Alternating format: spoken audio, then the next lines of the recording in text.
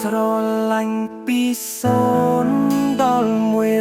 100ថយពី100មកត្រឹម1ភាក្រោយបងចាញ់អ្នកក្រោយអូនផ្ទេឲ្យគេអស់ហើយបងសល់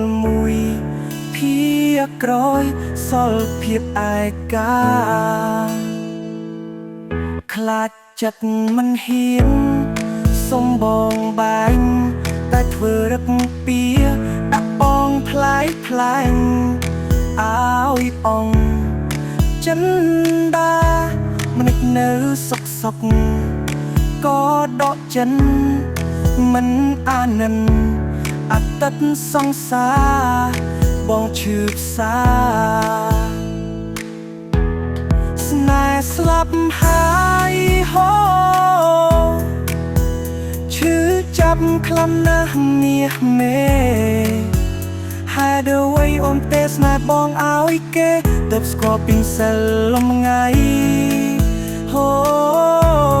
ស្នេហ៍ស្លាប់ហើយហូរាប់ទៅបាន70ថ្ងៃសន្យាធ្វើអ្វីបើចិត្តទី3ហេតុអ្វីបងស្នេហ៍អូនមិនតន់អស់ចិនដាតែយល់ព្រមបែកផ្លូវធ្វើតាមចិត្តពីលពៅស្រឡាញ់ត្រូវលះបង់យេ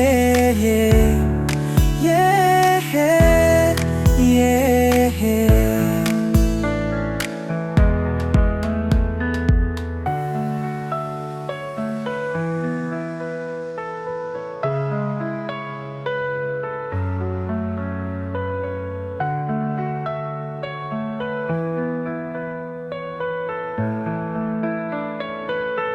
ស្រឡាញ់ពី0ដល់100